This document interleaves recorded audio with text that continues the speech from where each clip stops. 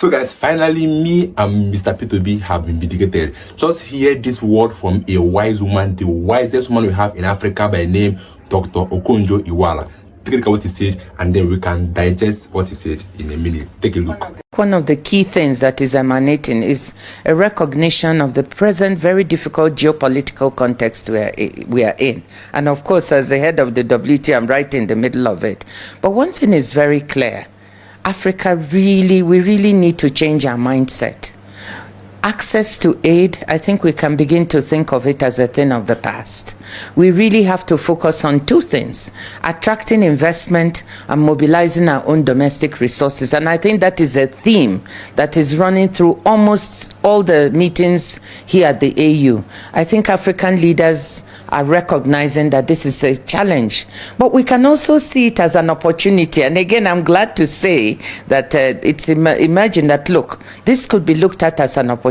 This morning, we had a session with the Multilateral Development Bank Association of Africa itself, along with President Mahama. One of the things we talked about is how do we better mobilize our own resources on the continent to invest in ourselves. I pointed out that we have about $250 billion worth of pension funds resources on the continent, which we need to find a way to tap. First, the pension funds need to look at their regulations to see how they change it so that they can invest more on the continent rather than investing more outside. And pension funds from South Africa is the biggest, but you have South Africa, Nigeria, Kenya, Morocco, Botswana, Namibia, so many countries. When you start totaling the resources, it's huge, hugely significant. 250 billion is the estimate that I have. We have these multilateral development banks like African Finance Corporation. Afrexim Bank is chairing the Association of African Multilateral Institutions. We need to capitalize them better. Instead of looking outside to see, oh, what can we get? We have our own institutions. The shareholders are the African governments. Capitalize them properly so that their balance sheet can expand. They have a combined balance sheet now of about 70 billion. But if you look at the $70 billion, but if you look at the needs we have for infrastructure alone, up to more than 200 billion a year, you can see that we need to expand the balance sheets of these organizations. We have more than 84 national development banks and financial institutions, quite apart from the multilateral.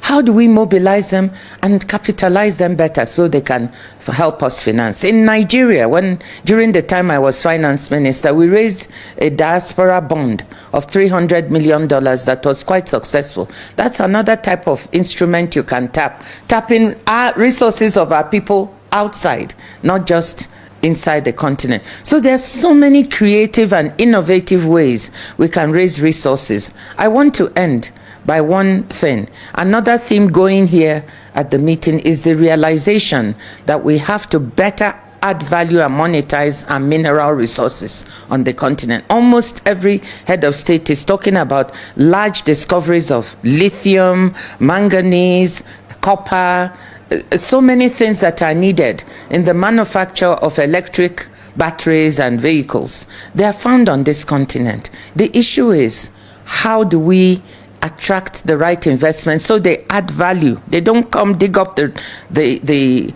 mine, the resources, and get them processed elsewhere. They have to be processed on the continent to create more jobs for us and to increase our trade.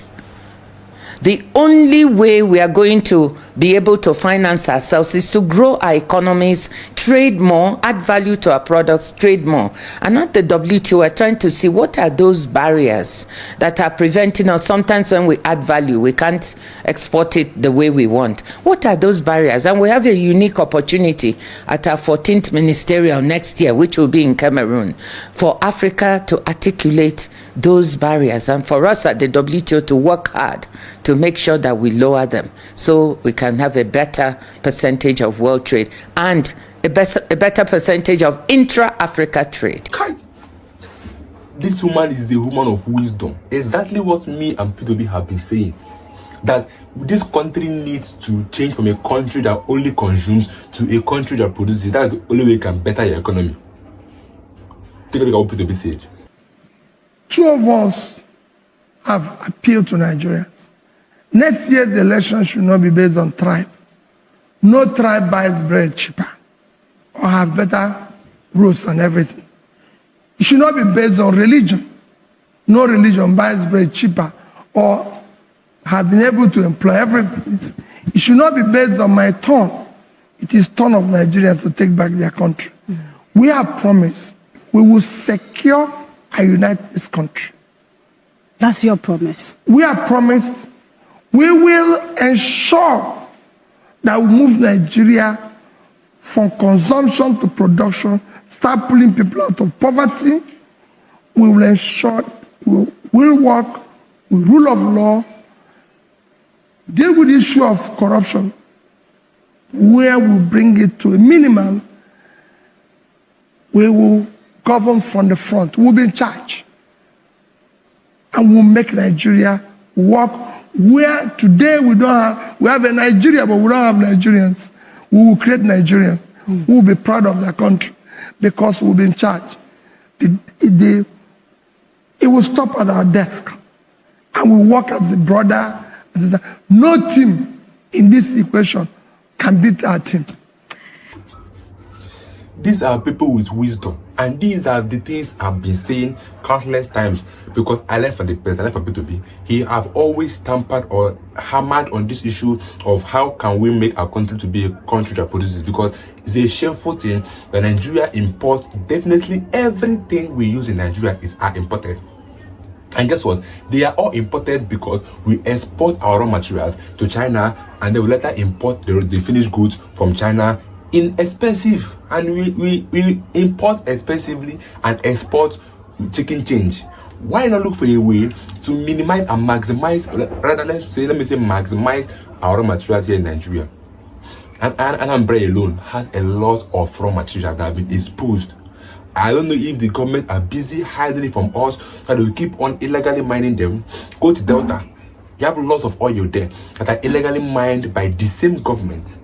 Go to different states of in this Nigeria, we have lots of mineral resources that are illegally mined by some customers and some governments, and that's why they don't want to maximize it. They illegally mine them, export them, and then now save the money in their own pockets. Like I said, these are government, they are all self-centered, they are only thinking about themselves. Tell me a reason why in Nigeria that is flowing in milk and honey. We have farmlands, we have raw materials, we have oil, copper, name them, lithium, and all these things are all you need to produce lots of things that are used in the world. But rather Nigeria can invest in those things, they would rather export it, they will rather illegally mine them, export them, and then use the money for their own personal businesses. Go to Nigeria, you see businesses owned by our politicians. That was why I was supposed to have 700 and something duplexes in an estate, one man. Where did he get the money from? It's public funds. All these are money they stole from us, and they use it for their own personal gain. Like I said, Nigeria government are only based on self-centered. They are only based on what to benefit them and not even what to benefit Nigeria they are leading. Because tell me the reason why Nigeria has all these resources, but all they do is to export those raw materials and then they import the finished product. Why not look for investors? Like P2B said, that if Nigeria was a good country, there's no need going to look for investors, because investors will definitely come by themselves on their own. Because you cannot expect investors to come in the country where we are still fighting insecurities, where those that are meant to fight insecurities are the ones that are aiding the insecurities. Then tell me how a foreign investor in his mindset will come in and invest in Nigeria. Don't forget that I made a video where a woman was crying in the public space that she invested a lot of money in Abuja, and Wike came without notice, demolished the multi-million business or property, and then tomorrow we are expecting a foreign investor to come and invest in Nigeria. It doesn't work that way. This is a clear example. I love this woman and P2B. These two persons they are so wise, and I wish two of them can even come back and rule Nigeria, because we need people that are thinking for the people and not for themselves. Okonjo Iweala was also hammered on the issue of why not us maximize our raw materials we have in Africa. Or let's say Nigeria, because Nigeria has raw materials. Like, we have all it takes to be the best country in the whole wide world. But because we have a government that are only out for themselves, only for their families and their cronies, because tell me where Wike will be demolishing properties in Abuja and be giving it to his cronies. He will come, take the property from someone and give it to his cronies. That's what this government are doing, enriching their families.